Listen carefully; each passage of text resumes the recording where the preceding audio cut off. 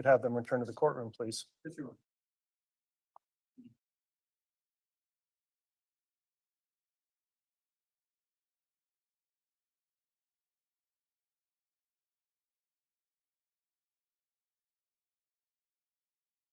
All right, please.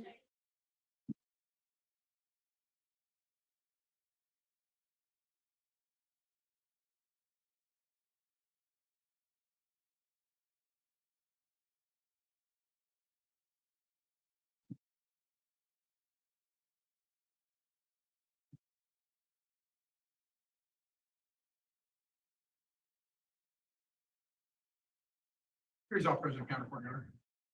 Thank you. Please be seated.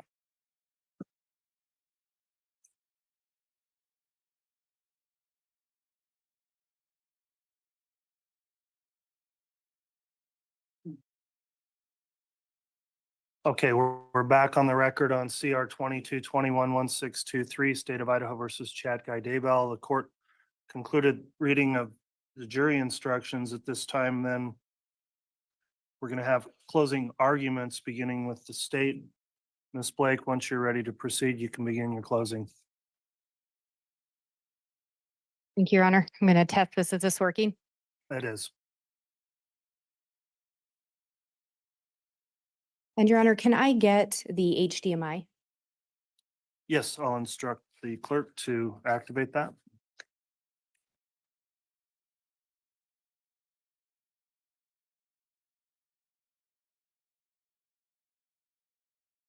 And may I proceed?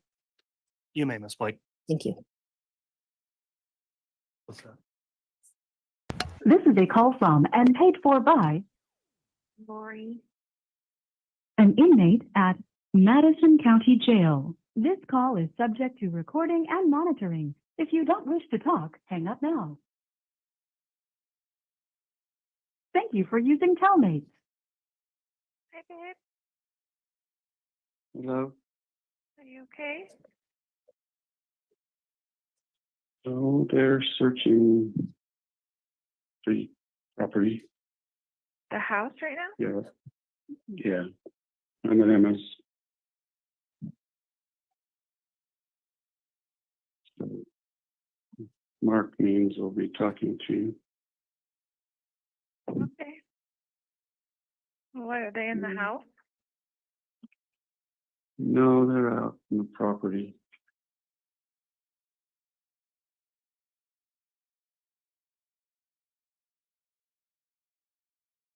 Three dead bodies on the defendant, Chad Daybell's property and or in the residence.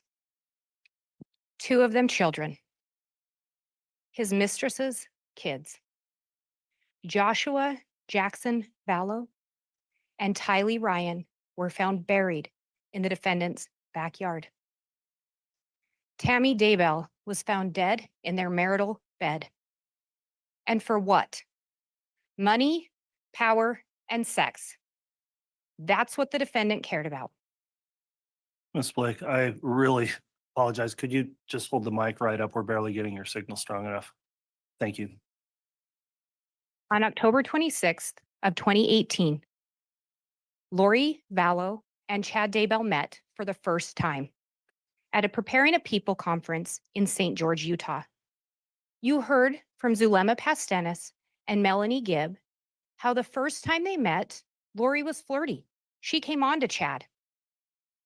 But Chad was receptive. You heard from Investigator Edwards that a few days after the conference, Google searches were conducted by Chad, Lori Vallow, images of Lori Vallow, Charles Vallow. At the time Chad and Lori met, their spouses were alive and well. Charles Vallow and Tammy Daybell were alive. Lori and Chad were both married, but Chad was Googling about Lori.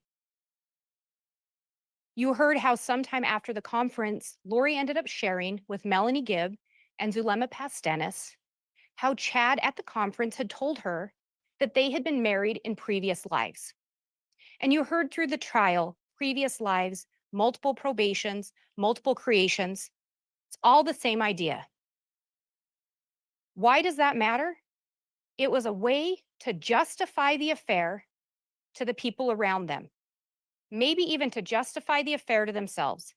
They were married to other people, but because they'd been married in prior lives, prior probations, prior creations, everything they were doing was okay. You heard about 3 weeks later, after that first conference, that first meeting, Chad was down in Arizona.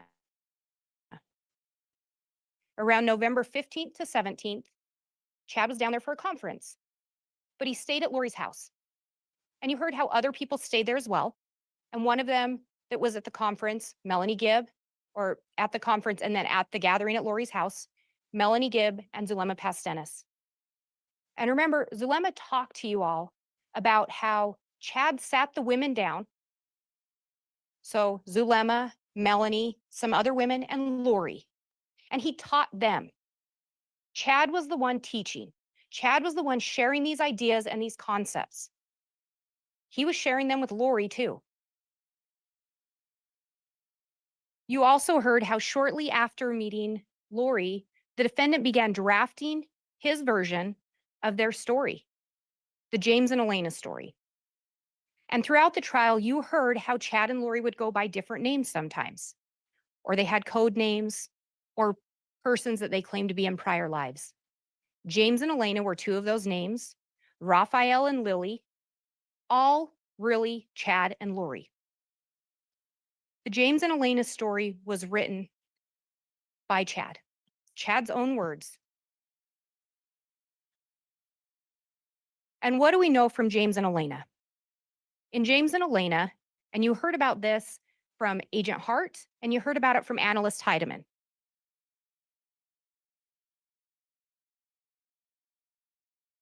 James and Elena, Chad writes, at this time, their spirits could not be restrained any longer, and a long-awaited makeout session took place in that lobby.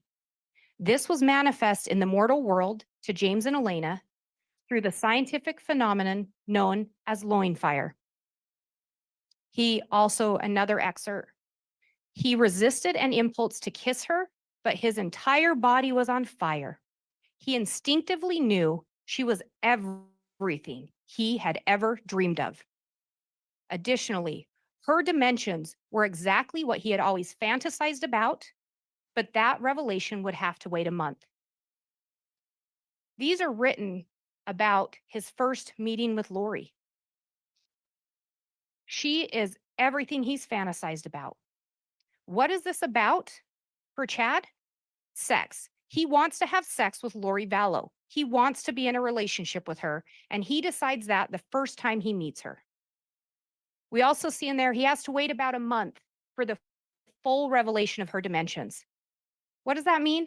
He has to wait a month before he actually gets to see her body. They're absolutely engaged in an affair. They had two favorite positions that particularly bonded them together. Nothing meant more to James than holding Elena in his arms and unifying their bodies in perfect synchronization. Nothing meant more. This was about sex.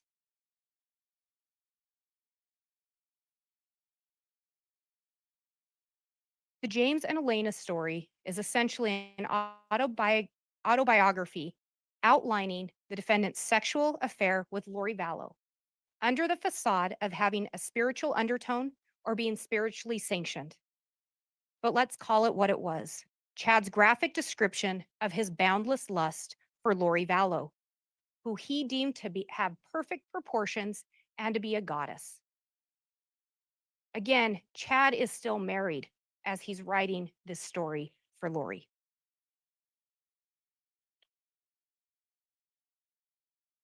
And you heard excerpts from the James and Elena story from Agent Hart. James had served in an important position in the Lord's church, and Elena had been his beloved spouse and best friend. That relationship was now meant to continue in this lifetime. Again, married in a prior life, prior probation, it justifies having an affair in this life. He tried to delicately describe their connection to each other, and he was delighted that she believed him. Another theme throughout the trial. Chad is the one with the information. Chad is the one with knowledge, and he shares it with others. Chad shared with Lori their connection to each other, and he was happy she believed him. He knew they were meant to be married again and complete important missions together before the second coming. Again, they're both married to other people.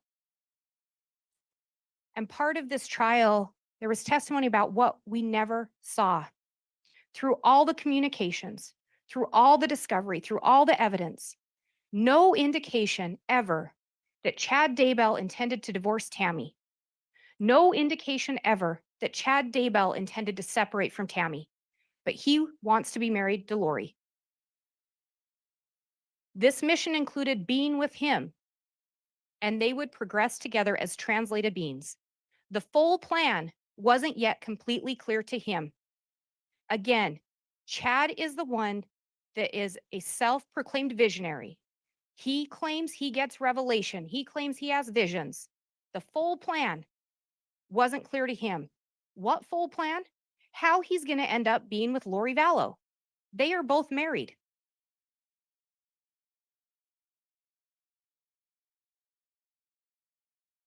You heard how in early 2019, Chad told Zulema Pastenis he wanted to share some teachings with her. They ended up having a phone call, and Chad started to talk to her about this concept of multi-creations or multiple probations. And when Zulema testified, she had some journal entries.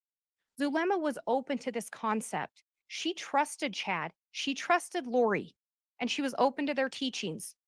So much so that she would make journal entries of these because she wanted to keep track of them. She wanted to understand. And the one with the page number 1, that's her outline of this concept of multi-creations. And Chad explained that you could have come in multiple creations, you could come multiple times in the same creation. But one theme was if you'd been exalted in one and you came again, you were exalted in this lifetime. He shared with Zulema some of her past lives. He told Zulema that he had a book of life. And through that book of life, he could see people's past lives and he could see into the future. He also told her he didn't actually need the book. He could do it without it. You heard Miss Pulowski, Melanie Pulowski, that is, Melanie Gibb, and Zulema all reference a pendulum or a pendant that the defendant had at some times that he would tell them he could get answers. But again, he didn't have to have that to give them the answers. Common theme, Chad has the answers, Chad has the knowledge, Chad has that special ability.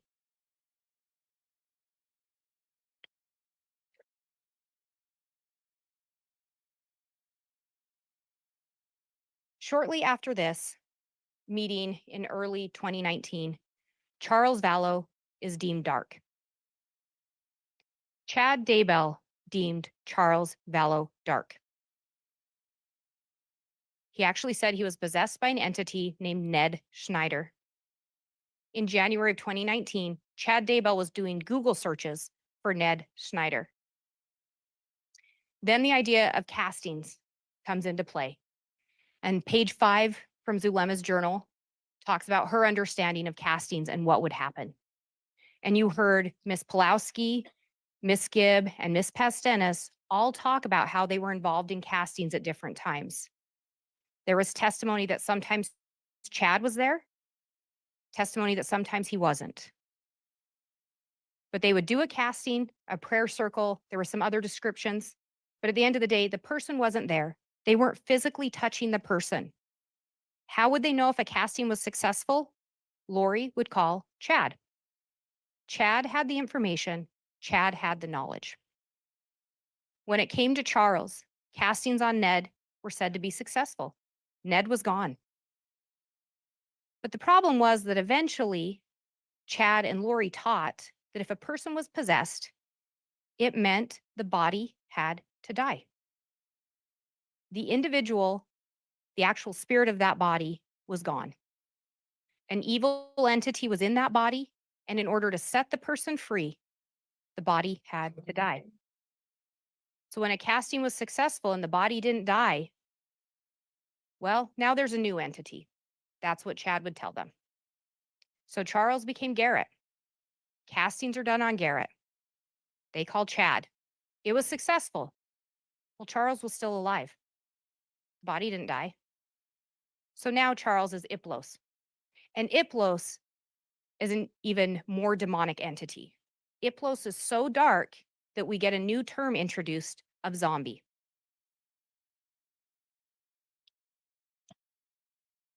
The other thing that was going on around this same time, as Charles became Iplos,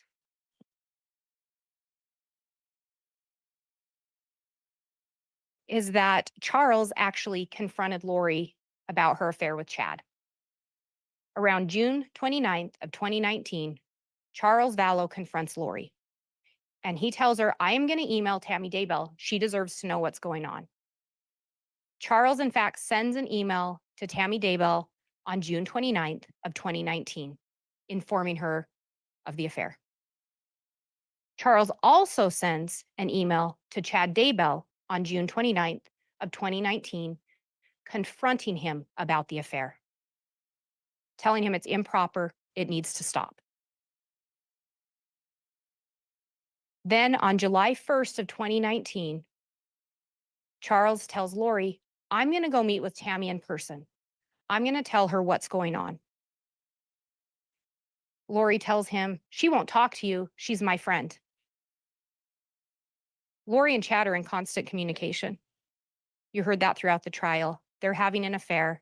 They're talking. They're getting burner phones. And you heard testimony about the burner phones. They all had multiple different phones that they would use. And when I say they all, Chad and Lori and Alex. Only 10 days later, 10 days after Charles threatens to go and tell Chad's wife about the affair, Charles is shot and killed. He's shot and killed by Alex Cox in Arizona. We heard from the Arizona detectives that on that fateful day, Charles had shown up to take his 7-year-old son, little JJ, to school. Instead of getting to take his son to school, he wound up dead. Why? Charles was dark. Charles was a zombie. And if someone's a zombie, if someone's dark, the body has to die. We know that Melanie Gibbs said, she asked Alex, do you believe in these zombie teachings? Do you believe in zombies? Alex's response, 100%. Zulema asked Alex, or when we asked Zulema, did Alex believe Chad? Zulema's response, 100%. Shortly after Charles' death, Melanie Gibb talks to Lori. And you heard from her what was missing. No signs of grief, no signs of remorse. Her husband had just been shot and killed in her home by her brother. No signs of grief, no signs of remorse. On July 11th of 2019, the other thing we know, Chad and Lori were in contact throughout that day. You heard that through Detective Werther's testimony. You heard from Detective Duncan and Detective Werther that there were several text messages exchanged in the morning hours of July 11th of 2019, with the last one being right around the time Charles Vallow would have arrived at Lori's house. Zulema said she saw Alex shortly after the shooting, and she asked him, are you okay? What's going on? Because he also, no signs of remorse, no signs of grief. Alex's response to her, he was a zombie. Alex 100% believed in zombies. Alex 100% believed Chad. Chad said Charles was dark. Charles was a zombie. Chad said if someone's a zombie, the body has to die. Alex shot and killed Charles Vallow. Alex 100% believed Chad.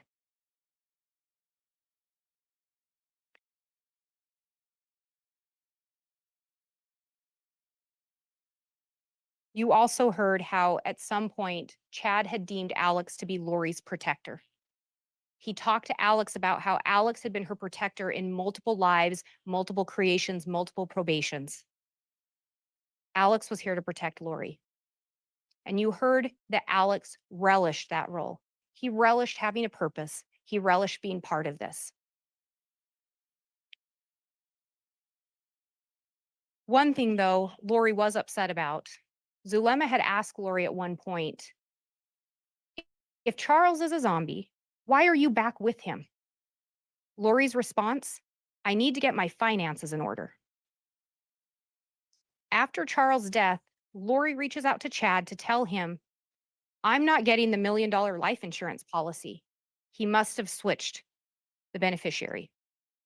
As they proceed through this conversation, Chad's response, interesting if it was him after he had 2 bullets in his chest. No remorse, no grief. Lori did message Chad, though, to let him know that it was probably Ned that changed the insurance before we got rid of him. She's messaging Chad that. She also lets Chad know, don't worry, I'll still get $4,000 a month in Social Security. Tylee Ryan's father had died, and Tylee Ryan had been receiving Social Security benefits. So Lori knew JJ would get Social Security benefits since Charles was dead. Lori was also going to get benefits since she was JJ's custodian.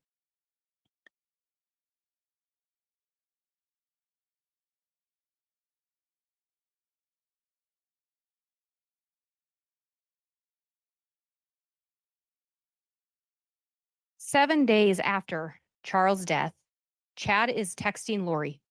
I was told extreme changes are coming for me. I welcome them both. What were the extreme changes? Charles has been dead for 7 days. What extreme changes do we know happen in Chad's life? Well, his mistress's 2 kids end up dead on his property, and his wife Tammy ends up dead in their marital bed. Extreme changes are coming, and I welcome them.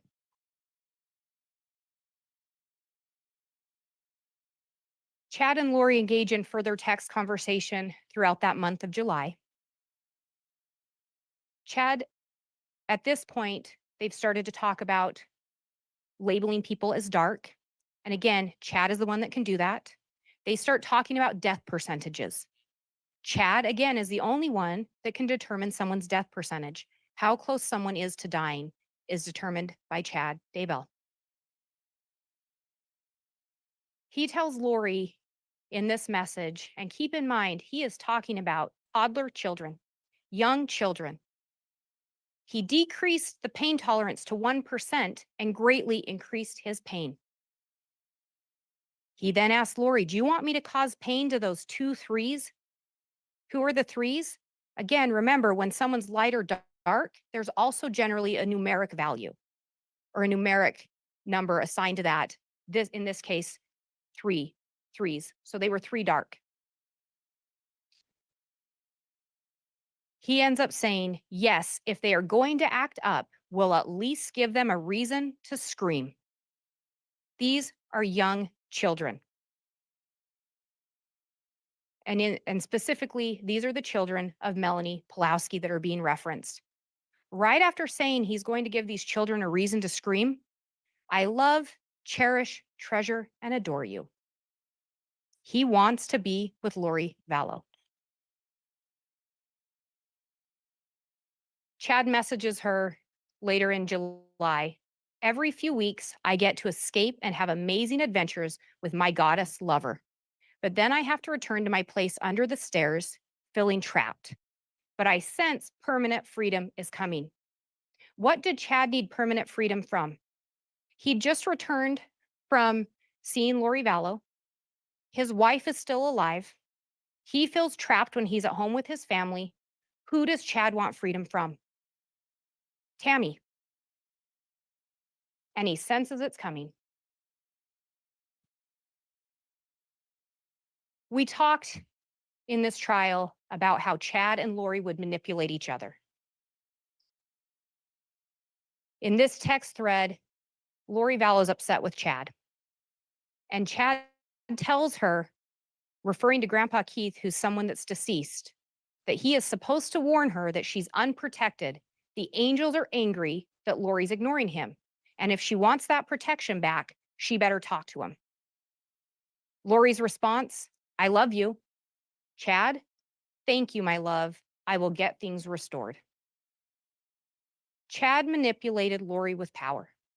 Chad held himself out to be a visionary. He held himself out to have spiritual gifts, and he would manipulate Lori with that. Lori, on the other hand, she was frustrated. Her husband's gone. Chad's wife is still alive. Chad and Tammy have 5 children. They have a grandchild. Chad's life is undisturbed, and it causes contention between Lori and Chad because Lori wants Chad to be freed up now. So Lori's frustrated. I really do want you to. I just can't be in the way anymore. If things change, then we can talk, but we have nothing until things change. What needs to change? Tammy's in the way. Charles is gone. Lori can't be with Chad because Tammy. Chad's response, I want you. Nothing else matters. Lori manipulates Chad with sex. From the minute he met her, he wanted to be with her, and she knew it.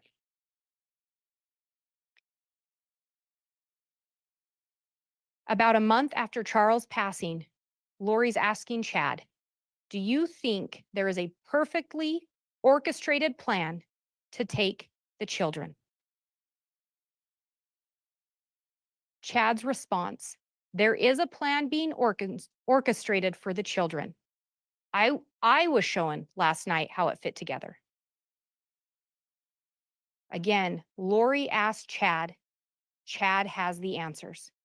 Is there a plan to take the children? And what children are they referencing? JJ and Tylee.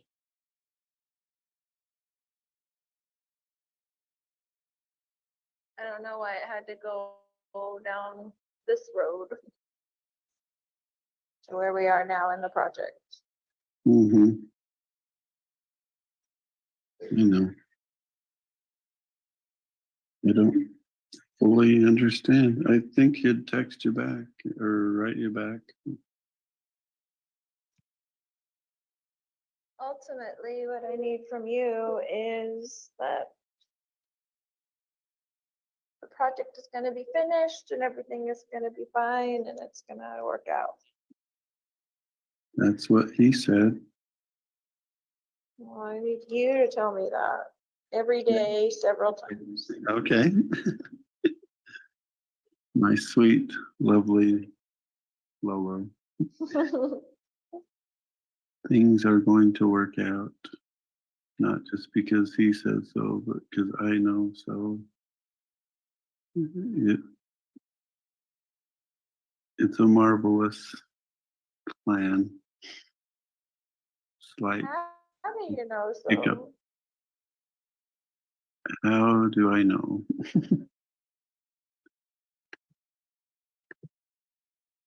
It's been shown to me, honey. I've seen those beautiful eyes filled with tears as she sings to amazing groups of people. And I've seen that wonderful body dance to heavenly songs. Your purpose is only beginning. It's hardly begun. And it will be the pair. It won't be solo. And it's going to be incredible. Be cholo and not I have solo. absolutely nothing. That's right. Yep. It will be the Eurythmics. No solo careers.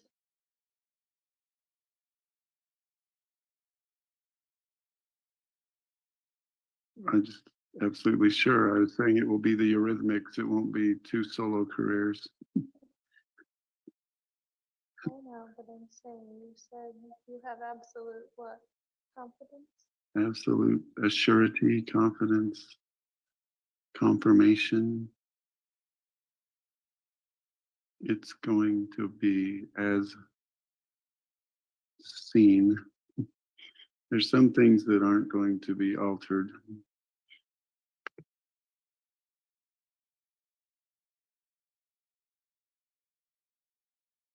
Again, Lori reaches out to Chad. She needs affirmation from him. She needs to talk to him about what he knows with the plan.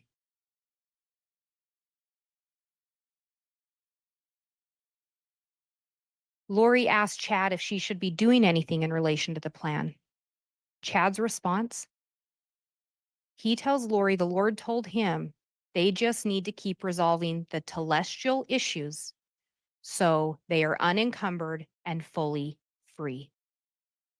What are telestial issues? Remember, telestial means earth. They need to resolve the earthly issues, earthly obstacles, so they can be unencumbered and fully free. Chad tells Lori on August 10th, we're so close to the finish line. On September 3rd, Lori is letting Chad know, or Alex know, excuse me, that Chad and she are trying to get to the bottom of what they need to do to completely eliminate zombies.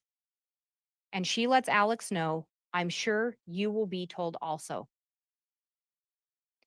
Alex couldn't rate people. Alex didn't discern if people were light and dark. Alex got the information from Lori and Chad. Lori got the information from Chad.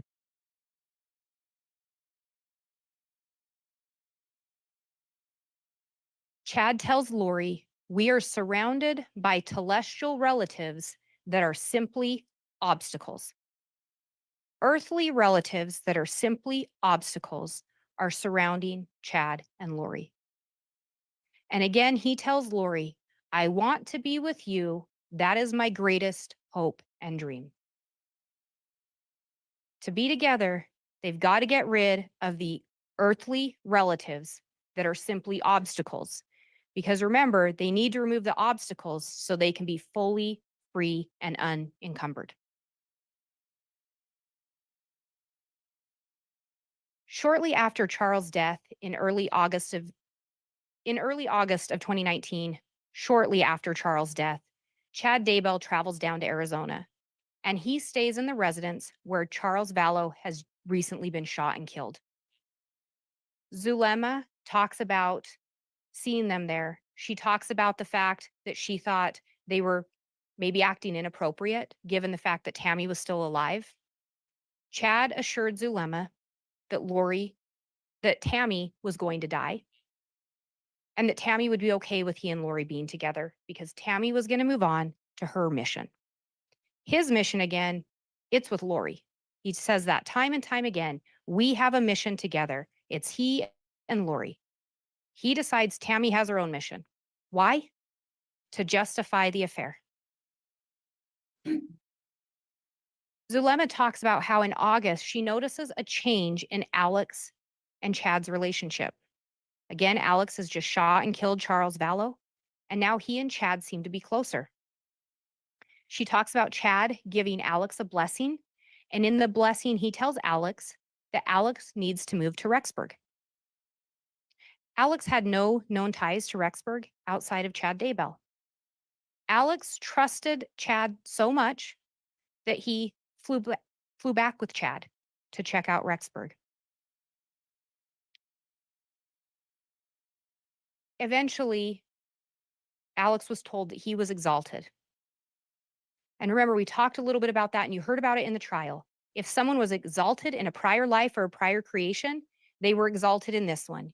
And you heard Zulema talk about how Lori would address that. If Lori did something and she was asked about it, she'd tap her hand, doesn't count for me. It didn't count for her because she was exalted. They taught Alex that same thing. What Alex did in this life didn't count for him because he had been exalted. Around September 1st of 2019, Lori ends up relocating to Rexburg as well. JJ and Tylee come with her, as well as Alex Cox, and they moved to 565 Pioneer Road in Rexburg, Idaho. Lori ended up telling the principal of JJ's school, Josh Wilson, that she moved to Rexburg because her husband had died of a heart attack and she wanted to be moved close to family.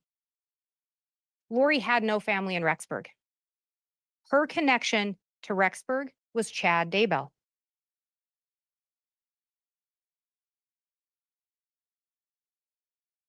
Shortly before moving to Rexburg, you heard from Detective Considas and forensic accountant Mike Douglas that Lori switched Tylee's Social Security money that she got from her father to go into an account associated only with Lori Vallow.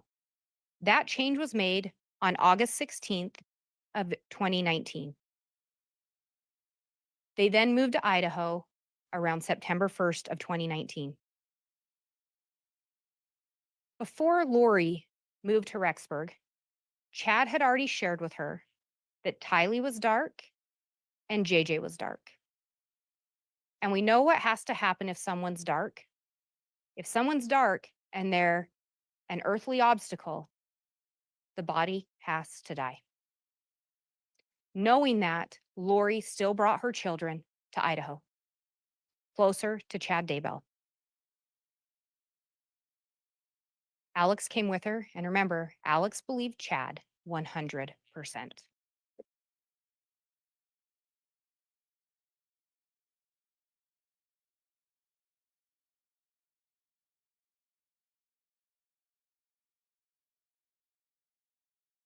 In July, 7 days after Charles' death, Chad Daybell texts Lori, "I've been instructed to focus my efforts on Hillary." Who is Hillary? That's Tylee. Lori asks him, "Find out her percentage for me and JJ's." What's the percentage? It's the death percentage. Chad's response, "She is at 0.13. I turned up the pain to 10. Tylee is a 16-year-old girl. He's turning the pain up to 10, and he's saying her death percentage is 0.13.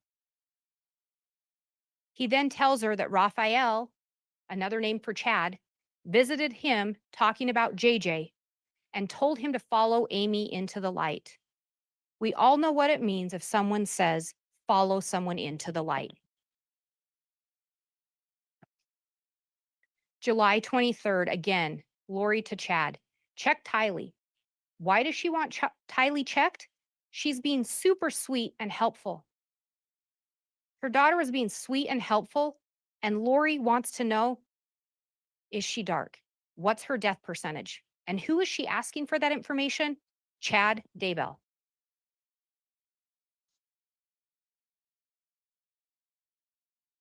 On September 8th of 2019, Tylee, Alex, JJ, and Lori take a trip to West Yellowstone, a seemingly normal family outing. However, we know that was the last time Tylee Ryan is ever seen alive. And what is Chad Daybell doing on September 8th of 2019? He's looking up south-southwest wind. Why does this matter? Remember how Tylee was found. Remember what happened to her. That young lady was burned. Her remains discovered on Chad Daybell's property.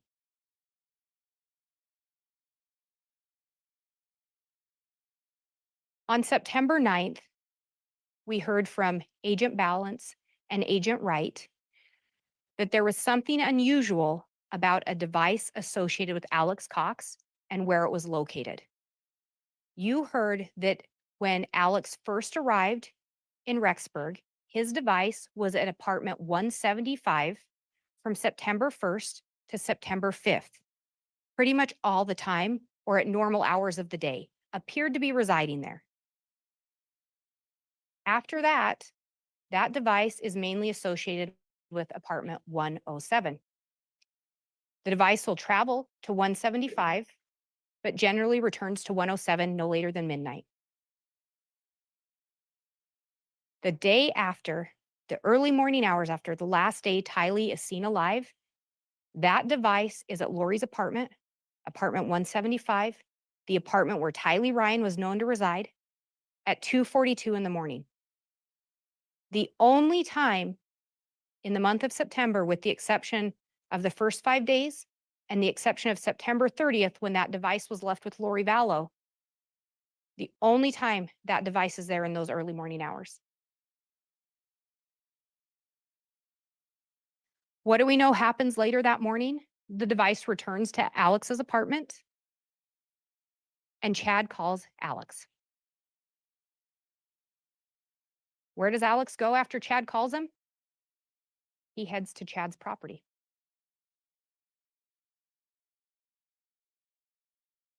And again, you heard from Agent Wright and you heard from Agent Balance that that device is up on the Daybell property those morning hours. And there's some data points there showing 9:21, 10:39, 10:57. And what do we also know happened on the morning of September 9th? Chad Daybell sends a message to his wife around the same time that device is there. Well, I've had an interesting morning. I felt I should burn all of the limb debris by the fire pit before it got too soaked by the coming storms. Limb debris, not tree, limb debris. While I did so, I spotted a big raccoon along the fence. I hurried and got my gun, and he was still walking along. I got close enough that one shot did the trick. He is now in our pet cemetery. Fun times. Where was Tylee Ryan's body found? Where those red data points are. In Chad Daybell's pet cemetery. Some of her remains in the fire pit.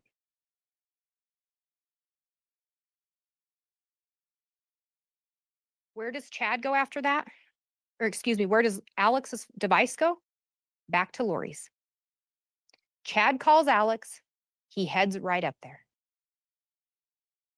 Alex goes Lori's apartment, Alex's apartment, Chad's property, back to Lori's.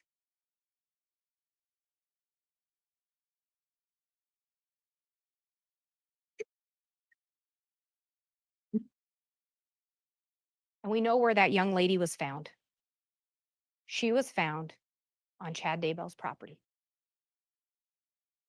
Chad labels someone dark.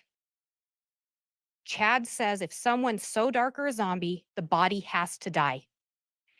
Alex believes Chad 100%.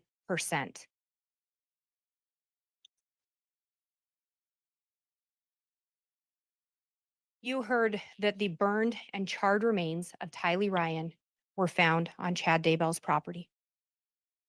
You heard from Dr. Garth Warren that Tylee's manner of death was homicide, with the cause undetermined. Why was the cause undetermined? Well, you heard from Dr. Angie Christensen, and you also heard from Dr. Bartlink how Tylee's body was burned. Dr. Bartlink even indicated, depending on what accelerant was maybe used, Tylee could have been burned within 2 hours. You heard from Dr. Angie Christensen that there were multiple areas of blunt force trauma to the skull, sternum, and ribs. You then heard Dr. Bartlink confirm that. In addition, there were 18 sharp force impacts. Additionally, you heard from Katie Dace how Tylee's DNA was found on a pickaxe and a shovel that were in the defendant's garage.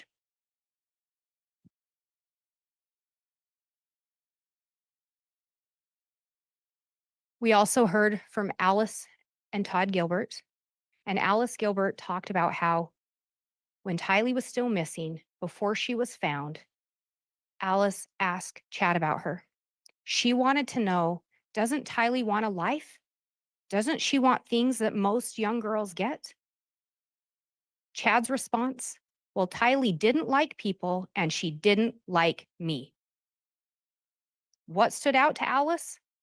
Tylee hadn't been found yet, and the comment was in the past tense.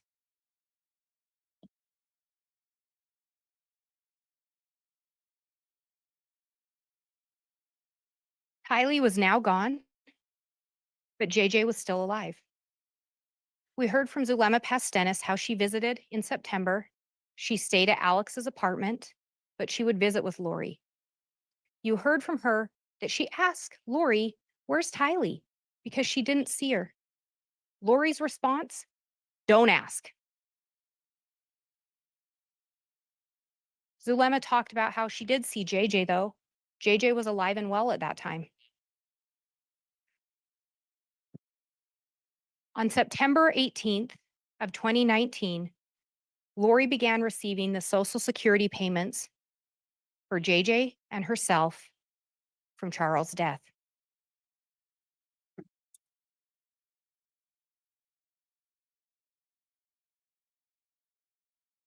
Back in July, again, shortly after Charles' death, Lori's asking Chad, I need you to check JJ. Why? He was calm and wanted to watch movies. Her kid's calm and wants to watch movies, and her first thought, have Chad check him. Chad's response, JJ is at a 2. On August 10th of 2019, Chad messaged Lori that JJ was getting close. Says, when I was sitting across from him eating bacon, I sensed he was barely attached to his body.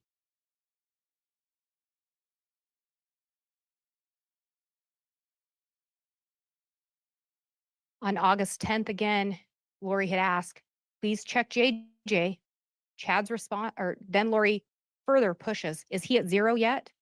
Chad's response, yes, he's at 0. If Chad labels someone dark or a zombie, the body has to die. Chad determines the death percentage. When the death percentage hits 0, that person's been marked for death. On September 23rd of 2019, you heard how there was location data associated with Alex Cox looked at. And before that, you'd heard from Melanie Gibb and David Warwick about how they were visiting Lori. They'd come up for an event and they were staying at Lori's house. You heard from them, from Melanie Gibb in particular, that there was an incident where Chad took JJ upstairs. And when Chad came down, he had scratches on his neck, that being Chad had scratches. And when asked what happened, he basically said JJ had freaked out. On September 22nd of 2019, you heard from Melanie Gibb and David Warwick how they saw Alex come in carrying JJ. JJ's head was on Alex's shoulder. They assumed he was asleep. David Warwick thought it was a sweet moment. In the early morning hours of September 23rd, you heard from Melanie Gibb how something had startled David. He'd had a panic attack, a bad dream, something. She called Chad, no answer. She tried to get a hold of Lori, no answer. She tried Lori's door, and it was locked.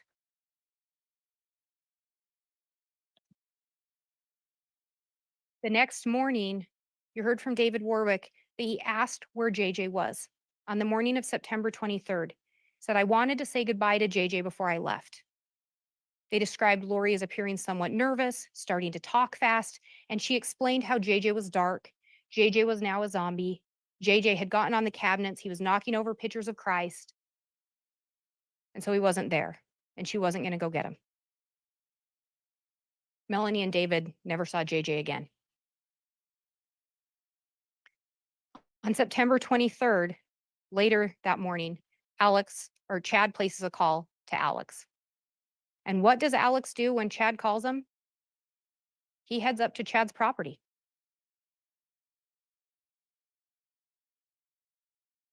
And what do we then know? Alex's device is at Chad's property with some data points there showing at 9:56 a.m. and 10:02 a.m.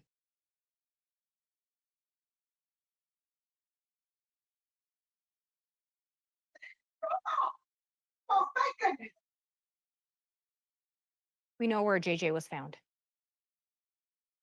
JJ was found on Chad Daybell's property, close to where those red data marks are.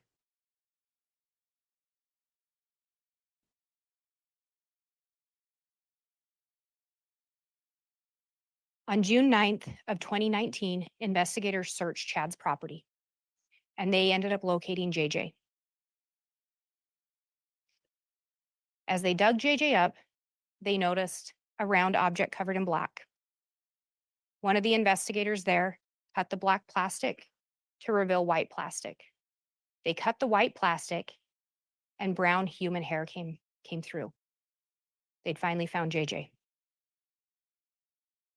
JJ had been buried with his arms duct taped together, the duct tape running around from elbow to elbow. He had duct tape over his mouth. He had a plastic bag over his head, tape over that plastic bag, and then he was placed in black garbage bags and discarded. That's how JJ was found. Chad labeled him dark. Chad said his death percentage was at 0.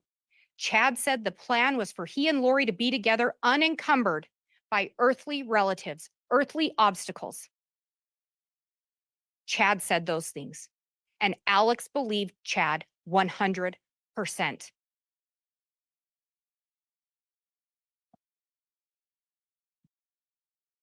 Chad knew Lori was receiving Social Security money.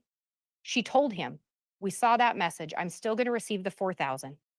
She was actually receiving more because she'd switched Tylee's money to go to her as well. Chad labeled her children dark.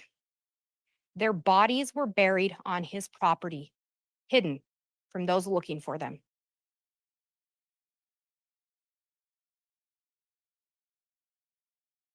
With them gone, he could be with Lori. Her time was completely free for him. And knowing if the bodies weren't discovered, Lori would continue to receive that money. As you heard from Mark Sari with the Social Security Administration, should have been reported. Lori continued to receive those benefits. Had the children been discovered, she wouldn't have. Melanie Pulowski talked about how she visited Lori towards the end of September. And when she visited, neither Tylee or JJ were present. She said she asked Lori about Tylee, and she was told that Tylee was at school or with friends. Well, you heard from Wynn Hill, Tylee was never registered, never applied, never associated with BYU, Idaho. But that was Lori's story for Melanie Pulowski. When Melanie asked where JJ was, Lori told her, he has a nanny. She's really helpful. Melanie described that she couldn't really get a clear answer from Lori. But what you also heard from both Melanie Pulowski and Ian Pulowski is Melanie trusted Chad and Lori. She looked to them as parental figures. She turned to them for advice and guidance. And particularly with Chad, she talked about that. She turned to Chad to find out if people were light or dark.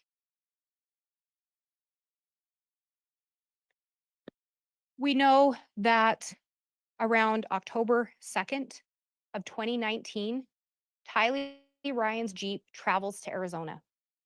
And you heard from Brandon Boudreaux about what happened. Brandon Boudreaux saw the Jeep, saw a gun, and someone took a shot at him. That someone was Alex Cox. Brandon Boudreaux had been determined to be dark by Chad Daybell. That bullet hit the top of Brandon's car. Brandon lived to report it. He lived to tell what happened. Brandon said that Jeep was missing the tire off the back. He noticed that. And you heard from analyst Heidemann how on October 2nd, Chad and Lori were seen in Rexburg, Idaho, storing a tire. During that trip, We talked about a device being at Lori's apartment, one of Alex's devices on September 30th. It was during that trip. He'd left the device with Lori. And you heard Zulema talk about how Chad and Lori would try to encourage her to move to Rexburg, and particularly Chad. He gave her several blessings where that was part of the blessing. Zulema expressed she didn't know how she was going to make that work. She didn't have ties here. Her job wasn't here. Her kids weren't here. And she expressed to Lori, I don't know how I'd financially do it. Lori said, don't worry. Melanie, referring to Melanie Pulowski, will take care of us. Melanie was still legally married to Brandon when that shot was fired. Melanie had kids with Brandon. Lori knew if dad dies, kids get Social Security. The custodian, the mother, gets Social Security benefits.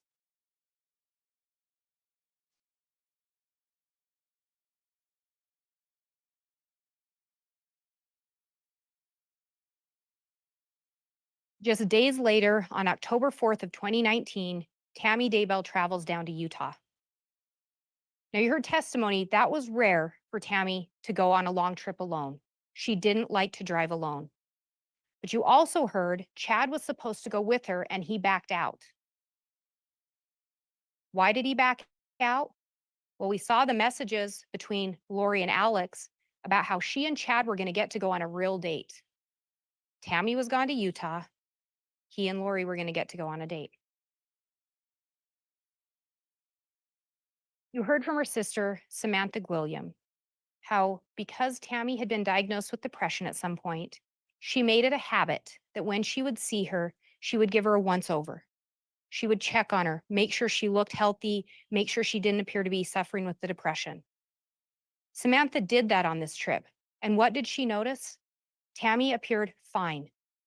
She noticed no physical problems. Tammy reported no physical problems. She reported no medical issues to Samantha. Samantha saw none. In fact, what did we hear? Tammy put on a clogging routine. She had a nice visit with her family. Both Samantha and Jason William talked to you about some changes they'd noticed before that October 4th visit, and particularly with Chad. Chad and Jason had been very good friends. Conversation flowed easily. But that summer of 2019, they talked about Chad and Tammy coming to visit, and Chad was awkward. He didn't really engage with them. They took note of it, but they didn't know what was going on. Then you heard from Samantha how Tammy was down there around her birthday. Samantha didn't even know Tammy was going to be in Utah.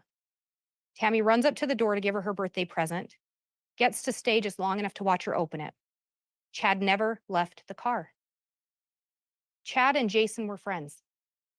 And you heard Samantha say they'd had no falling out. Nothing that she could think to explain why Chad wouldn't come into the house.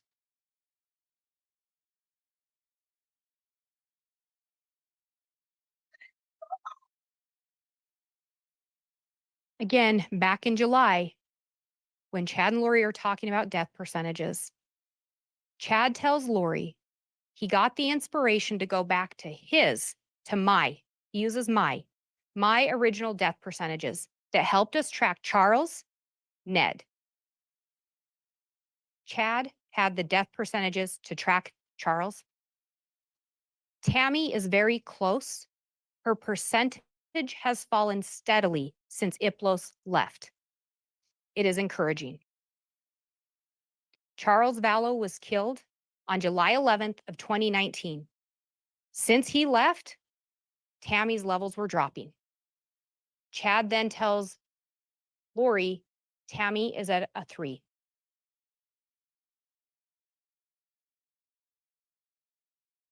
Chad tells Lori on July 30th of 2019, this afternoon, Tammy said she felt lightheaded, as if her body and spirit weren't connected. Interestingly enough, Coroner Dye made a similar note in a report that Chad told her something along the lines of Tammy not feeling connected to her body. Chad said that back in July. On October 5th, Chad messages Lori, big news about Tammy. The short version is she has been switched. Tammy is in limbo, and a level 3 demonic entity named Viola is in her body. Tammy's now a zombie, essentially, or she has a dark entity in her. Again, someone's dark, someone's a zombie, the body has to die. And Chad can tell and controls the death percentages. Chad goes on to tell Lori, I have now checked 3 times since I got home and get more affirmative answers each time. Chad then tells her, not fully sure of the timing for removal, but once her actions verify the differences, I don't want to wait. Someone's dark, the body has to die. Chad doesn't want to wait. On October 9th of 2019, you all heard about an attempted shooting of Tammy Daybell. Earlier in the day, a device associated with Alex Cox traveled down to Sportsman's Warehouse, and you heard how Alex purchased several items. They were all dark in color, a face mask, a knit beanie, frog tog pants, and mittens. And you heard the gloves were a flip mitt. You could pull them back to do things that you needed your fingers for, such as shooting a gun. You heard how later on the 9th, after going to Sportsman's, that device drove up by the Daybell residence, didn't stop, but was in the vicinity, and then left back to Rexburg.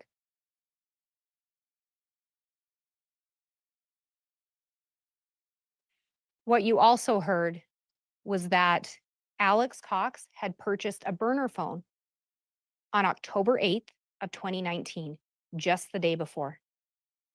That device was activated on October 9th of 2019. Chad Daybell also had a new burner phone that he'd activated on October 8th of 2019. And you heard talk of the 401 number. That particular phone was only in contact with Lori Vallow and Alex Cox.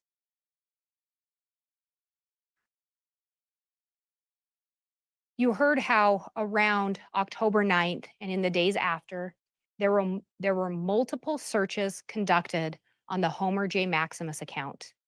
Homer J. Maximus was Alex's account. He had searched drop from 100 yards to 300 yards, 6.5 Grendel. How to prep your AR for the cold, how to load your AR, help load your AR in the cold, how to shoot through a Dodge Dakota, how to shoot through a windshield. You heard that the Daybells owned a Dodge Dakota, and you heard mixed testimony on who drove the car the most. But what was unrefuted is that at a minimum, Tammy did drive that car at times. At a minimum.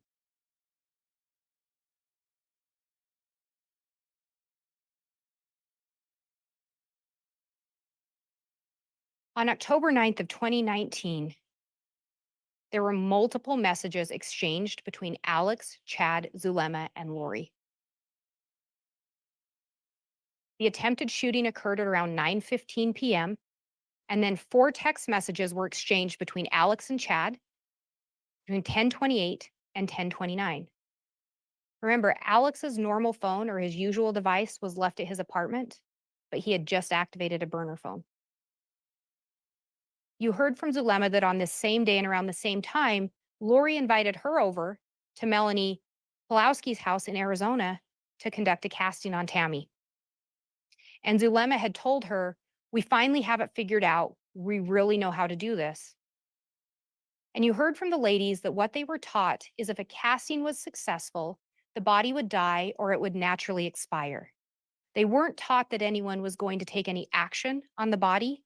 They were just taught that it would naturally happen. Zulema talked about how that night Lori got a phone call, and she said she had never seen Lori so mad. And when Lori got off the phone, she made a comment along the lines of, that idiot can't do anything right or can't do anything by himself.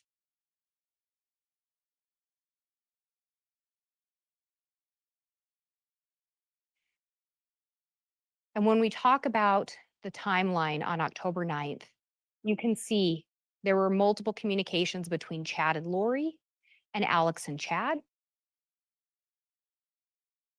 The other thing that you notice on here is this incident is reported at 9:41 originally by Joe Murray. And you heard from Joe Murray, he's Tammy's son-in-law. You see that the Fremont County Sheriff's Office was dispatched at 9:45 p.m. And then at 9:49, Tammy made a call into the non-emergency line in Fremont County. 9:52 is when the Fremont County deputy arrives on scene.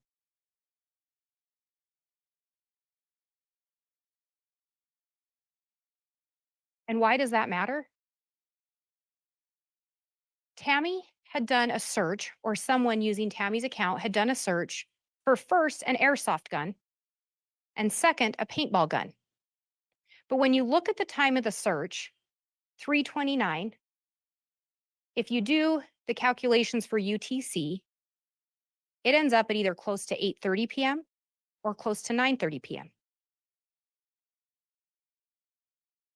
Attempted shooting happens around 9:15. So around 9:30, Tammy is conducting those searches. Well, why does that matter? Deputy Cannon's not on scene. Deputy Cannon doesn't get to the scene until 9:52. He can't be there when Tammy's looking at anything. He can't be there to know who did the Google searches. And Deputy Cannon talked to you about the fact that he was looking for casings. Why was he looking for casings? Because he didn't know. He thought it could be a rifle. Nobody knew if this was a paintball gun or a rifle. What else we know from Deputy Cannon's report is towards the bottom, when he talked to Joe Murray told him he was cutting wood on his property when he heard Tamara scream. Joe Murray heard his mother-in-law scream. He called 911. Later, Tammy called dispatch.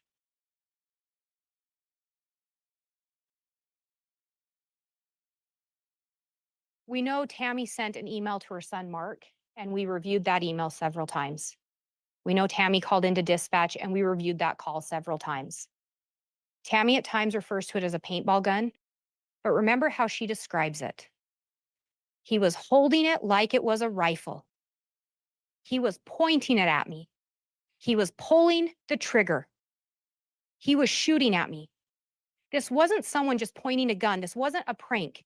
The person was pulling the trigger. She says it was dark. She describes the person dressed all in black, and she describes the person wearing a face mask. Remember, Alex Cox had purchased a face mask earlier that day at Sportsman's Warehouse. Alex Cox had purchased black or dark clothing earlier that day at Sportsman's Warehouse. Alex Cox had a 6.5 Grendel. Alex Cox was searching about shooting a 6.5 Grendel in the dark or in the cold. Why? You heard from Detective Kaikamanu that it was 26 degrees on October 9th of 2019. You heard in Tammy's own words, he stood there pulling the trigger, shooting. The gun didn't go off or the gun misfired. Alex is searching about how to shoot an AR in the cold. You heard from both Investigator Edwards and Detective Kaikamanu about their training with paintball guns and their training with ARs. You heard from them how the scope on an AR could be mistaken for a hopper on a paintball gun. You further heard when it's dark, it's even harder to tell. You further heard that if the gun is pointed at you, it's going to be that much harder to tell. You also heard that Tammy wasn't familiar with guns. Her own kids, Emma and Garth, told you. They've never seen Tammy with a paintball gun. They've never seen Tammy with an assault rifle. But what do you know? Tammy was scared. Tammy sent a Facebook message warning people. In her email to Mark, Tammy said, "The scared part came later when I realized what could have happened. I didn't want to go out the next night alone after dark. Tammy had no idea someone wanted her dead, but she was still scared by that incident.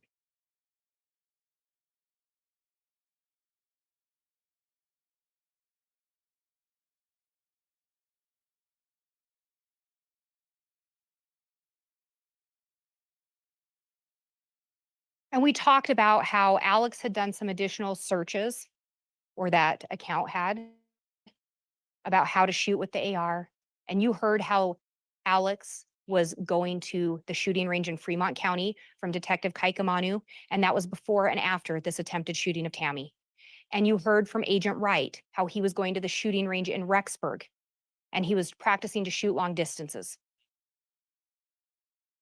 And you heard from Investigator Edwards, he talked to you about how he looked at that gun. He looked at that Grendel 6.5 and it had a pin that was loose. And he explained to you about how if that pin had come loose, that could cause the gun to misfire. Alex didn't know why the gun misfired.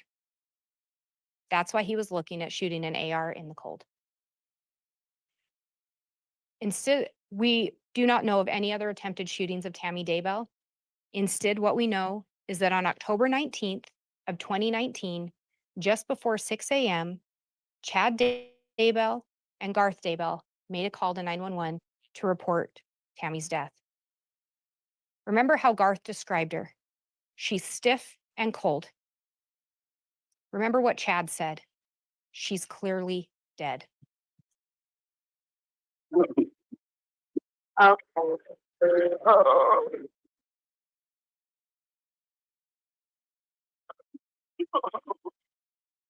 Yeah, she's not even, she's gross.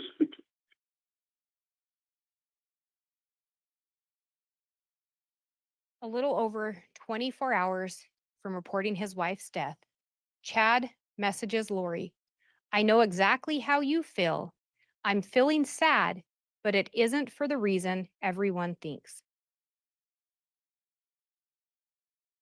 His wife had been reported dead a little over 24 hours before he sent that to Lori.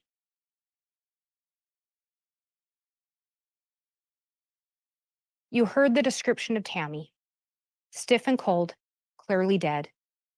And yet, Garth and Chad say they put her back on the bed. Garth says he hears a thud and his dad calls for him. However, Garth and Chad were consistent. Tammy didn't fall out of bed. Where's the thud? They both describe the top part of Tammy falling out of the bed and her legs being tangled in the sheets. And you heard from the coroner that when she arrived on scene, there was this rag in the bedroom. And she took the rag and she wiped the foam or the sputum that was coming out of Tammy's mouth. But what you also heard from her was it was a rag Chad had already been using. Tammy's clearly dead. The body's been moved. The foam's been wiped.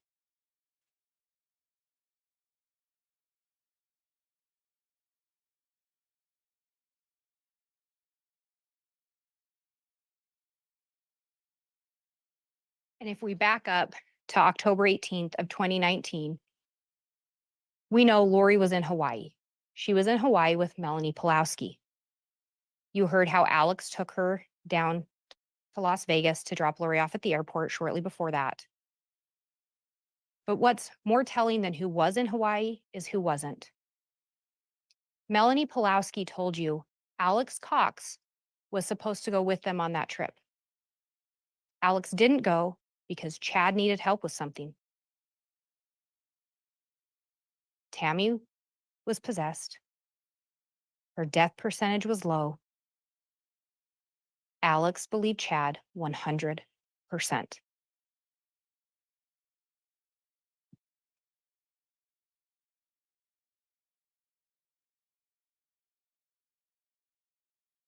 And you heard from several witnesses, Detective Kaikamanu, Investigator Edwards, and Agent Balance, that advice associated with Alex Cox was at a church just 2.6 miles from the Daybell residence from 10:07 p.m. to 10:45 p.m. on October 18th of 2019. Chad needed Alex's help with something. You heard testimony. Alex didn't know anyone else in the area. He knew Chad. Alex didn't know Tammy, but he knew Chad. At 11:53 p.m., the phone, again, there was a data point, about a 7-minute drive from the church.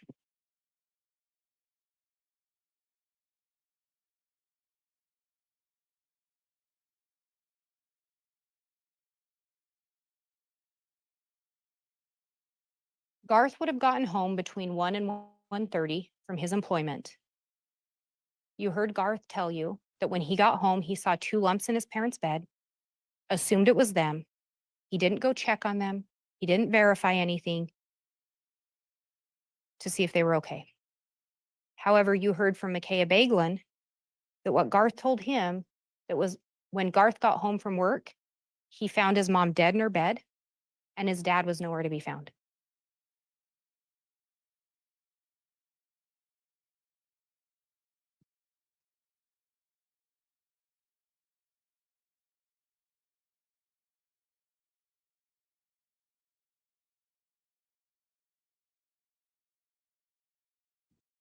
And you heard from Deputy Greenalch, and you heard from Deputy Coroner Wilmore and Coroner Brenda Dye.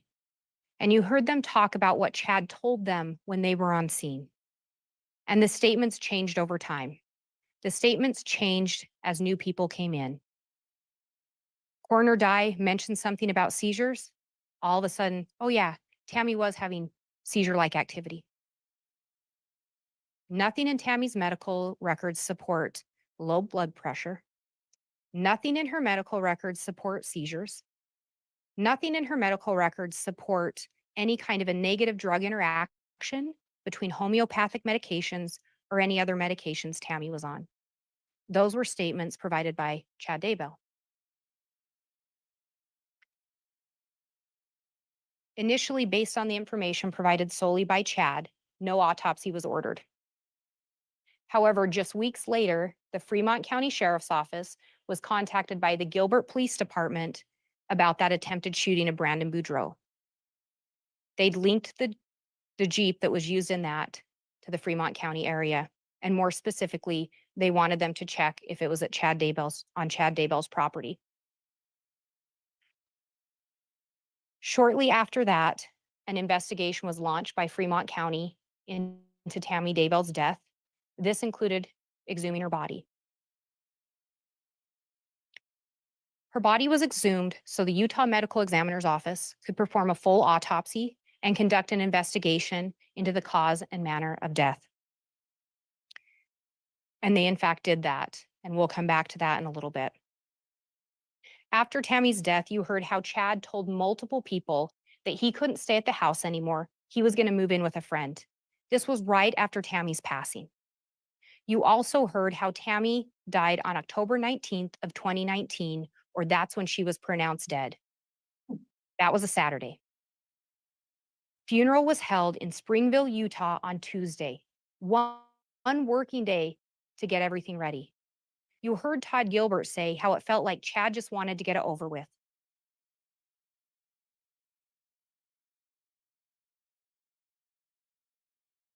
And you also heard from Samantha Gwilliam that she had concerns because Chad indicated he didn't want his name on the headstone. Tammy was going to be buried alone in Springville, Utah. You also heard Patty later talk about she went to the funeral and Chad's talk was disturbing to her. It was disturbing to her because he talked about Tammy's depression and how she was hard to live with. Patty thought that was a little off-putting. Alice Gilbert also thought it was odd, but she thought it was odd that Chad spoke. In her experience, usually it's too difficult for a spouse to give a talk at the funeral. Steve Schultz, who was the mortician from Utah, indicated he thought the timing of the funeral and the fact that there was no autopsy and that Chad didn't want an autopsy was a red flag. So much so that he said, he asked Jason Gwilliam, Chad's brother-in-law, do you think he killed Tammy?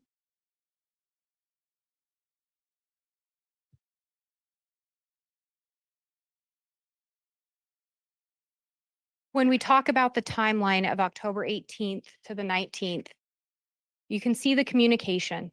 Text between Chad and Lori, Lori and Alex, Chad and Alex, Alex and Lori, and it goes on. They're in constant communication that day between the 18th and the 19th over that time span.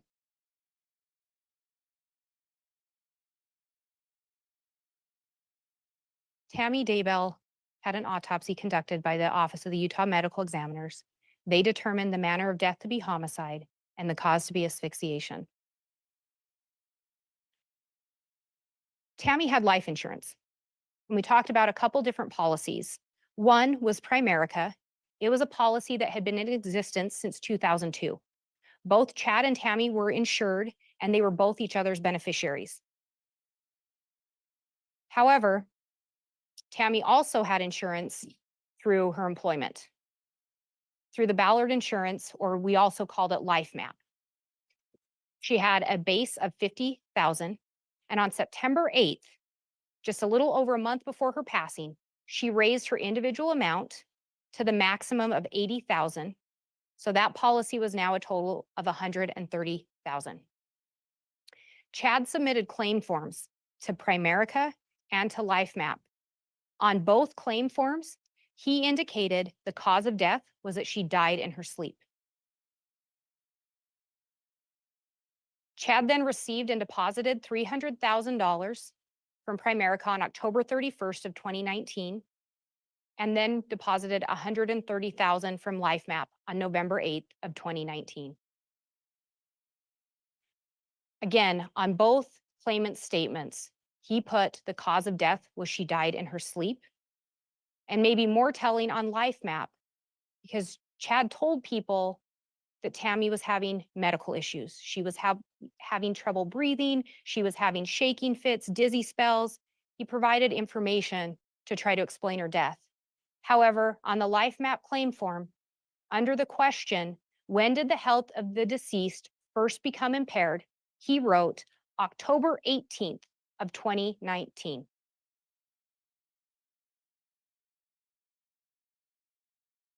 When Tammy upped that LifeMap insurance, Chad signed off on it too. Chad knew she had increased that life insurance.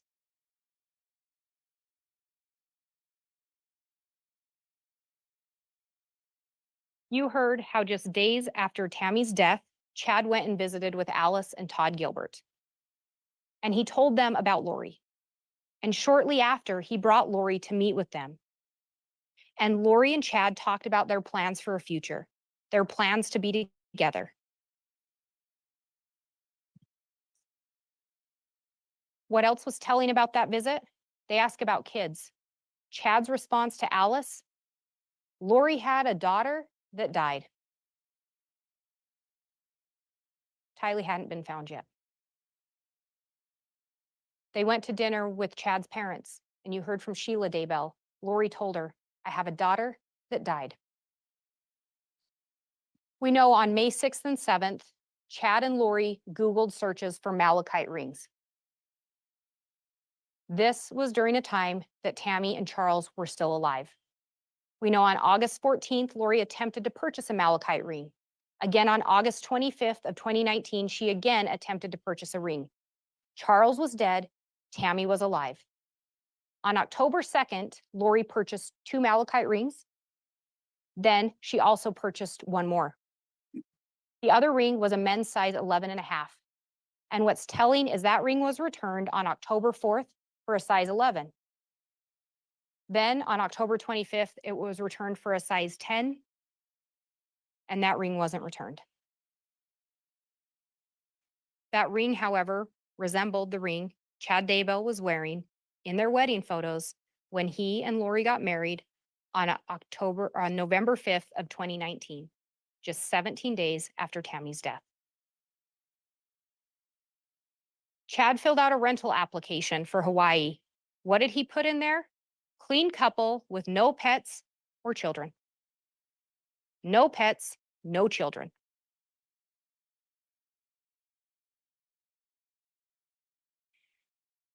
Chad and Lori had been messaging in July about a movie. Lori ended up telling him, looks like Kauai a lot.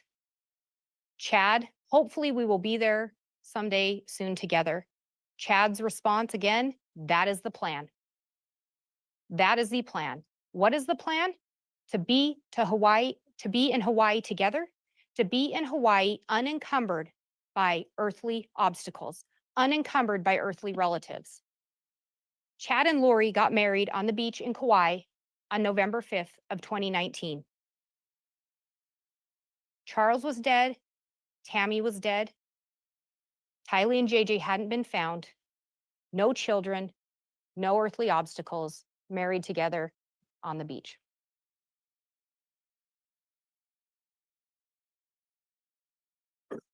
Chad and Lori's bliss didn't last long because Kay Woodcock reported her grandson JJ is missing. And you heard from Detective Hermosillo how in November of 2019, he, along with some other officers, responded to 765 Pioneer Road. You heard how immediately upon arrival, untruths were told.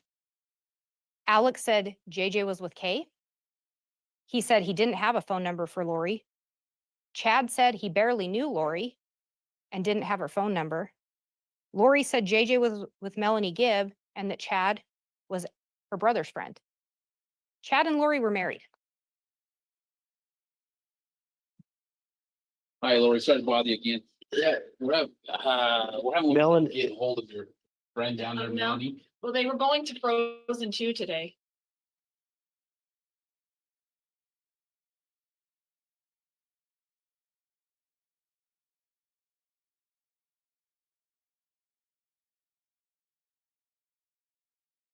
This is Detective Stubbs. Hello.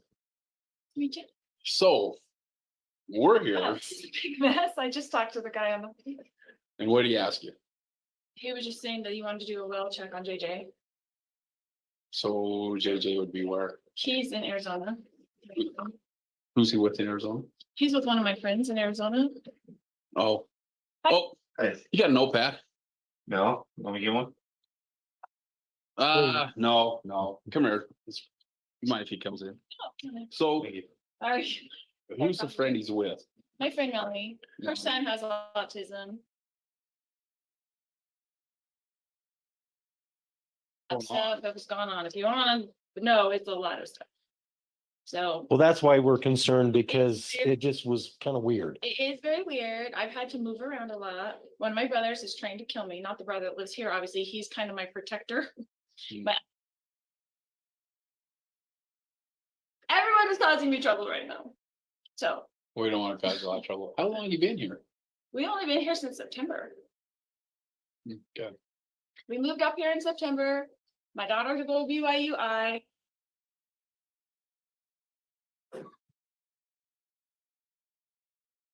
We had two detectives over here trying to, Looking for you a Oh, little while ago. oh, because I was at the store. and they ran into well, probably one of your brothers in My the back brother here. and his friend, probably. Oh, We've who's been that? moving. Chad. Chad from around here? Mhm. What's his last name?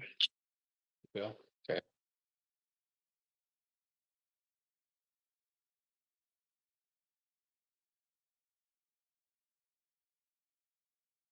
On that same day, Chad called Melanie Gibb and he told her, the police are going to call, don't answer. Melanie talked about how Chad sounded scared. She asked Chad, JJ's not with Kay? Chad's response, no. Chad knew JJ wasn't with Kay. Later, Lori did reach out to Melanie and she asked Melanie to lie to the police and say JJ was with her, that she'd taken him to the movie Frozen. She even went so far as to ask Melanie to snap a photo of some kids to try to pass it off as JJ. You heard from Melanie Gibb. She trusted Chad. She trusted Lori. They had told her law enforcement was dark. She initially told police JJ had been with her. Pretty quickly after, she corrected her statement with law enforcement and told them she never had JJ. He'd never been with her. She didn't know where he was.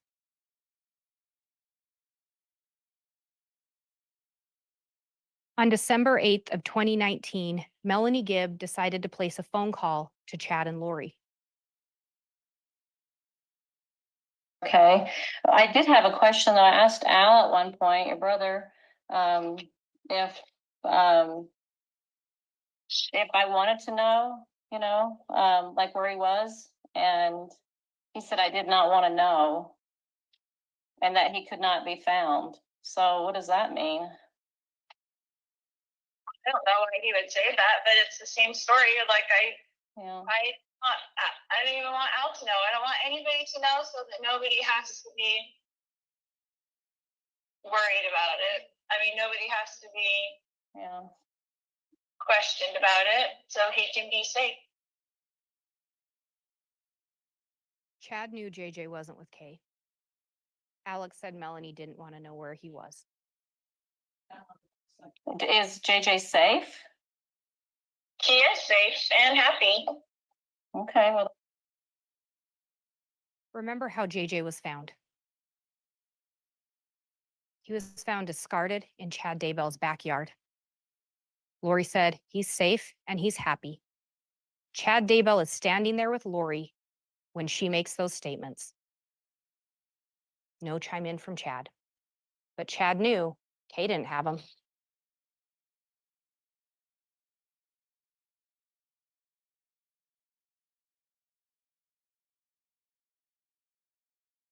So is there kids that are not involved, or what are they talking about? So I'll have a clue if they show up at my house. If they show up, you can just give them the attorney's name and say, we're not talking to you without an attorney. Okay. Because No. Well, it's my sister-in-law. It's just a bunch of people that are starting trouble for no reason. It's,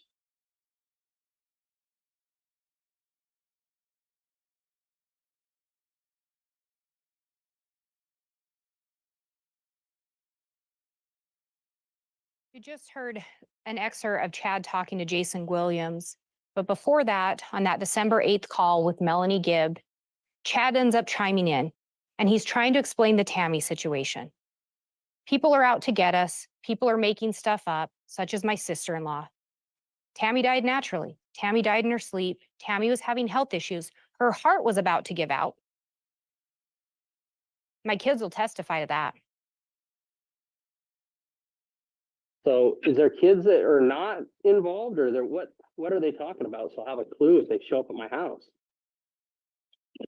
If they show up, you can just give them the attorney's name and say, we're not talking to you without an attorney. Okay. Because No. Well, it's my sister-in-law. It's just a bunch of people that are starting trouble for no reason. it's separate from the Tammy situation. Again, Chad trying to distance and explain the Tammy situation separate from the kids. But it wasn't separate. Chad determines if people are dark or possessed. Chad rates their death percentage, and we all know what Chad said. Dark people, possessed people, the body has to die. JJ, Tylee, Tammy, all labeled as dark by Chad Daybell. It's a simple situation, but we just can't tell you because then you'd have to be involved. Yeah, no, I get it. That's fine. So at that point, they're talking about bringing down like a host of like FBI people involved and stuff. And I'm like, I don't want, I don't need that. It's Christmas. So, that's where I'm just going, all right, that's interesting. So, okay. Well, you don't know anything, which is great. You don't know anything. No, I don't know anything. And so that's good news at that point in time. So, okay. I don't know how they would have done that other than Heather. You heard from both Melanie Gibb and Jason William. They recorded these calls. They were both hoping to help locate JJ and Tylee. They still hadn't been located. You also heard some recorded calls that were recorded by Ian Pulowski. In those calls, you hear Chad and Lori repeatedly refer to law enforcement as dark, Some of them are even disciples of Cain. They're so dark.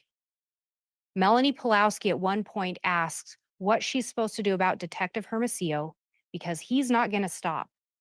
He's not going to stop until he finds those kids, and she wants advice from Chad. What does she do?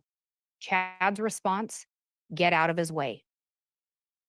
He doesn't say, and Lori doesn't say, we'll produce the children, we'll come and help you.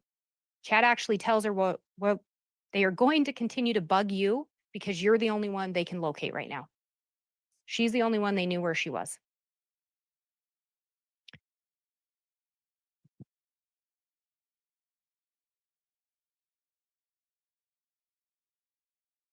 Back in October, Lori had messaged Alex, or had messaged Chad about Alex. She had some concerns.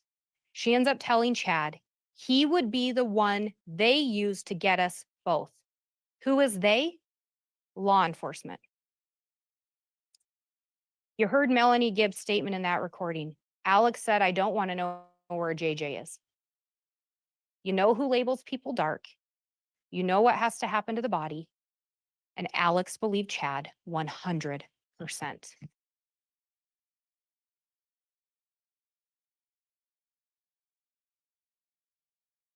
In November of 2019, Chad gave Alex a patriarchal blessing.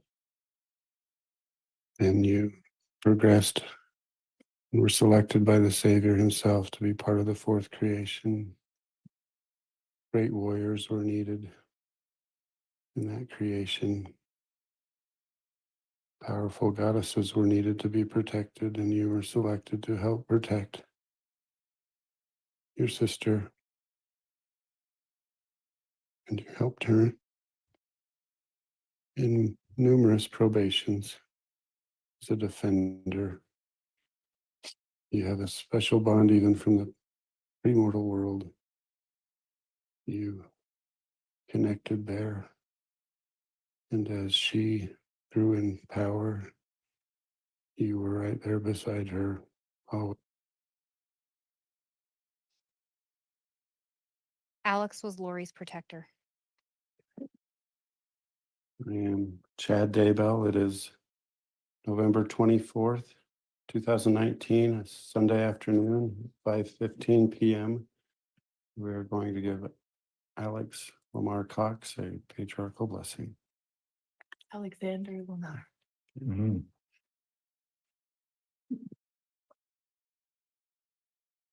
Alexander Lamar Cox.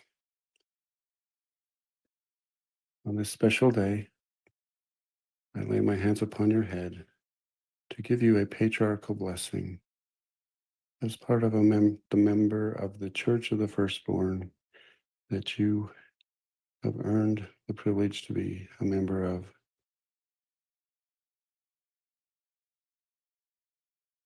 Alex is a member of the Church of the Firstborn. You heard testimony about Lori and Chad's mission. Their mission, part of it, to gather the 144,000. Chad was a self-appointed leader or gatherer and the leader of the Church of the Firstborn. You have already assisted us in ways that can never be repaid. But you will continue to do so as you move forward in this. Alex had already done things for them that could never be repaid. I just want you to know that at this time the Savior is saying unto me, well done. Thy soul is cleansed. All is well. And now you'll begin into your terrestrial phase of this existence, that you'll be a powerful servant.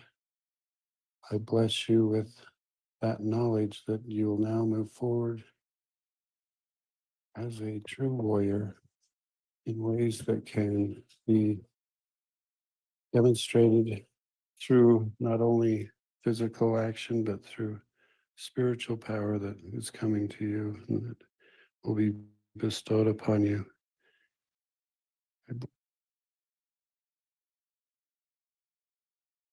Alex had been cleaned. Whatever acts he'd done, he'd been absolved of them now, according to Chad. On December 11th of 2019, Tammy Daybell's body was exhumed. Chad and Lori had a conversation with Alex that day, and Zulema talked to Alex after that. She said Alex seemed worried when he got off the phone. She questioned him. Alex ended up telling her he was worried he was going to be their fall guy. When pushed further, Alex said, "I am either a man of God or I am not." Alex believed Chad 100%. Melanie Gibb had asked Lori at one point if she believed what Chad told her. Lori had responded that she did, but that if he was a Satan, he sure was a good one. On December 12th of 2019, or excuse me, on December 12th of 2019, Alex Cox ended up dying the day after Tammy's body was exhumed. An autopsy was conducted on Tammy's body, and you heard from both Dr. Eric Christensen and Dr. Lily Marsden. They both unequivocally testified the manner of death was a homicide, the cause asphyxiation. And you heard them talk about the different manners of death. And you heard Dr. Christensen just yesterday talk about no sign the asphyxiation was a suicide, no sign the asphyxiation was natural, no sign the asphyxiation was accidental. That left homicide, death by the hands of another. They talked about the bruises on Tammy. They talked about the fact those could be consistent with being restrained. They talked about the exhaustive toxicology tests that were done to try to ensure they had the correct cause of death. They talked about considering all the other natural possibilities, seizures, cardiac arrhythmia. And they talked about how they went through that process to reach their final conclusion. They talked about they followed their normal protocol. They gathered evidence, they gathered information, and you heard Dr. Christensen talk about that. Normally, you give a medical history. With his patients, they can't. They have to rely on collateral sources and collateral information. They gather the medical records and they gather reports and statements surrounding that person's death, so they ensure they reach the correct conclusion. Again, both of them were consistent in their findings, homicide by asphyxiation. You further heard from multiple of Tammy's coworkers and friends that she didn't have any known health issues. Tammy was very active by all accounts. She participated in fitness classes. She participated in clogging. She never missed work. She was reliable and a hard worker. The only reported health concerns to law enforcement came from Chad Daybell. You heard several officers talk about that, agents, investigators. Chad's kids didn't want to talk to law enforcement. They didn't want to provide information. The information came from Chad.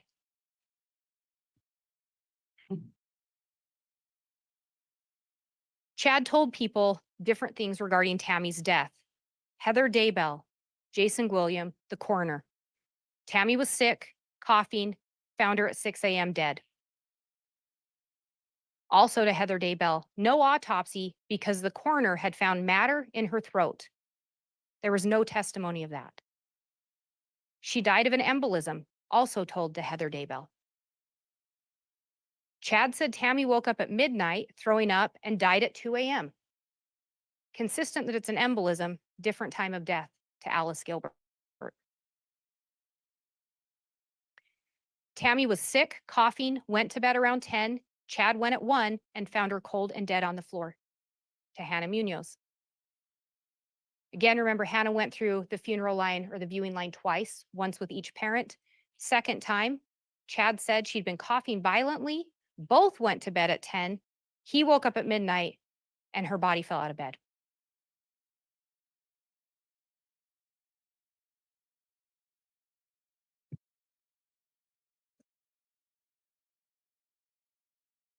While Tammy's autopsy was being conducted, while the kids were still missing, while Alex passed away, Chad and Lori remained in Hawaii.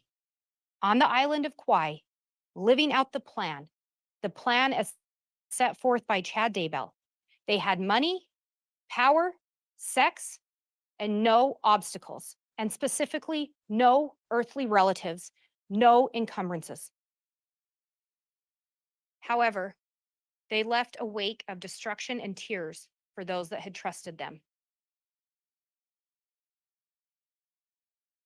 Chad and Lori consistently told those around them it was all a misunderstanding. To Jason Williams, it's a simple situation. The kids were safe and it would all be cleared up in time. However, neither Chad or Lori ever came forward to provide any information on the whereabouts of the kids.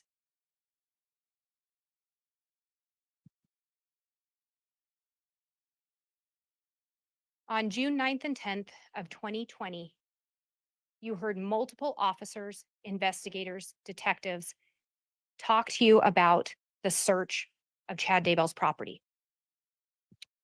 Agent Daniels described in detail how the search was conducted, and you heard multiple officers talk about the scene, the smell, the process, and the callousness of the way the children were discarded. You heard how the officers present at Tylee's scene were on their hands and knees, sifting through the dirt with their hands, small tools, in an attempt to locate Tylee's bones and her other remains. Tylee had been discarded in a pet cemetery with some of her remains in the fire pit as well. The investigators collected the bones, tissue, organs, and what has been described as a burnt mass. That's what was left behind of this young lady. Tylee had a whole life ahead of herself. You heard how JJ was buried by the pond, and you heard how once the soil was removed, there were rocks. Once the rocks were removed, there were boards. And once those boards were removed, you heard how they found JJ. JJ was 7 years old.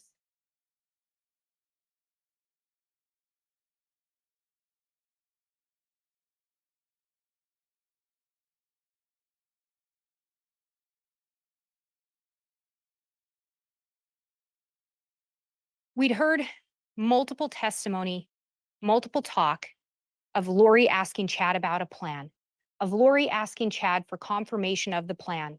And one of those things that we heard was a call that took place on June 8th of 2020.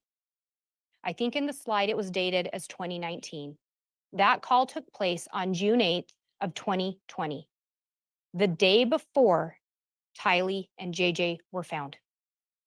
Lori wanted confirmation of the plan. The judge is going to give you jury instructions, and we talked clear back in jury selection about those jury instructions. But I just want to remind you, when we're talking about a conspiracy is an agreement between two or more persons to commit a crime. Only one of those persons has to commit one overt act. So one act in furtherance of the conspiracy. And you're going to be given jury instructions, and they'll have the overt acts listed out. And looking at the overt acts, endorse and espoused religious belief for the purpose of encouraging and or justifying murder. You heard testimony from multiple witnesses, Lieutenant Hermosillo, Melanie Gibb, Zulema Pastenis, Ian Pulowski, David Warwick, Alice and Todd Gilbert. There were Temple records, iCloud records, Verizon records. You heard from Detective Considas and forensic accountant Mike Douglas, as well as Mark Sari with the Social Security Administration, that Lori changed Tylee's money to go to her on August 16th of 2019. You heard that Lori, Tylee, JJ, and Alex moved from Chandler to Rexburg. You heard about that through multiple investigators, multiple witnesses. You heard how Chad Daybell Googled south-southwest wind and visited a website. Detective Stubbs talked about that. Analyst Heidemann talked about that.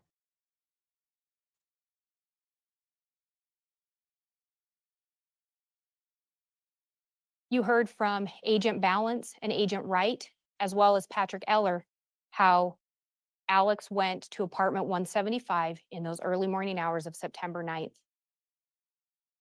You heard again from Detective Considas, Forensic Accountant Douglas, Mark Sari, and Agent Hart that Lori did not report to the Social Security Administration. She continued to collect that money. There's evidence of that in the iCloud accounts and bank records.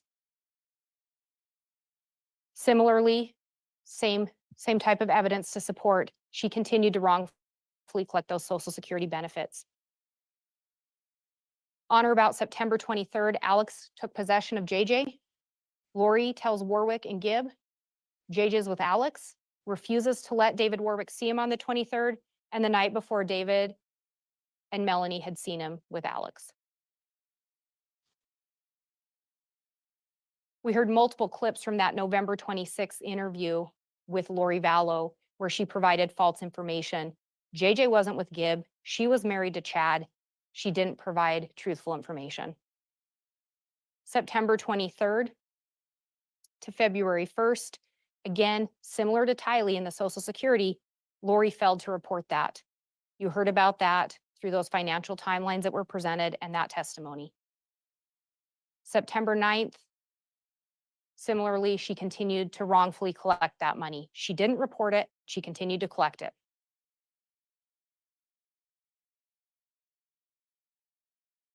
Again, that Chad and Lori espoused religious beliefs in an attempt to justify their actions. You heard multiple witnesses talk about that. On September 1st, again, we've already talked about that. Multiple witnesses, multiple evidence showing they moved to Idaho. And again, remember, those text messages designating Tylee, JJ, and Tammy as dark happened before that move. Text messages with Chad and Lori regarding death percentages, we just discussed those today. You heard about them through Agent Hart, through those iCloud records. Chad Daybell obtained a burner phone. We heard about him obtaining multiple phones, multiple phone numbers. We talked about Alex Cox obtaining a burner phone on October 9th. Text messages between Chad, Lori, and Lori about Tammy being possessed. Again, we talked about those today. They came in through Investigator Edwards and Agent Hart. September 8th, Chad signed that application to increase Tammy's life insurance. His signature's on that policy. Emma Daybell talked to you about that. Alex Cox attempted to shoot Tammy on October 9th. Talked about that. You heard from multiple witnesses about the firearm, about what was reported. Deputy Cannon, Detective Kaikamanu, Investigator Edwards, Agent Wright, Agent Balance. Alex Cox conducted multiple internet searches. So we talked about that, the Homer J. Maximus account, the searches about how to shoot the AR in the cold, and different things regarding a Grendel 6.5, as well as shooting through a Dodge Dakota. Alex being at the gun ranges, we talked about that again today. Detective Kaikamanu, Investigator Edwards, Agent Wright, all talked to you about that. Alex traveling to Sportsman's Warehouse on October 9th. Agent Balance, Agent Wright, Investigator Edwards, Detective Kaikamanu, all talk to you about that location data and the recovery of the items purchased, or the identification of the items purchased, I should say. Alex being at the church parking lot approximately 2.5 miles from the Daybell residence on October 18th, 2019. You heard about that information from Agent Balance, Agent Wright, Detective Kaikamanu, and Investigator Edwards.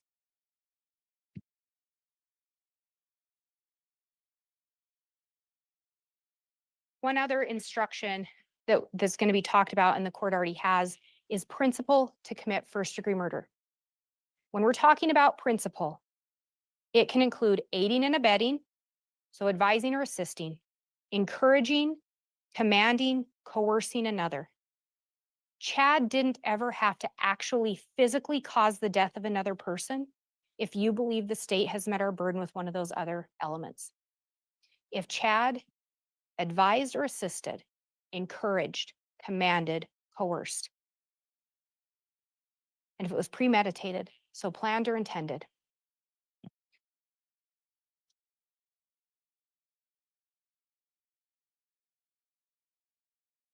Tammy Daybell was a 49-year-old mother of 5, a new grandmother. Chad labeled her as dark or possessed. Her death percentage was low. We know what happens to the body. Tammy had to die. Tylee Ryan, a 16-year-old young lady with her life ahead of her. Labeled as dark or possessed by Chad Daybell, death percentage low. We know what has to happen. Tylee has to die. JJ Vallow, a 7-year-old little boy with most of his childhood and his whole life ahead of him. Labeled as dark or possessed by Chad Daybell, death percentage low. JJ has to die. All 3 victims gone too soon.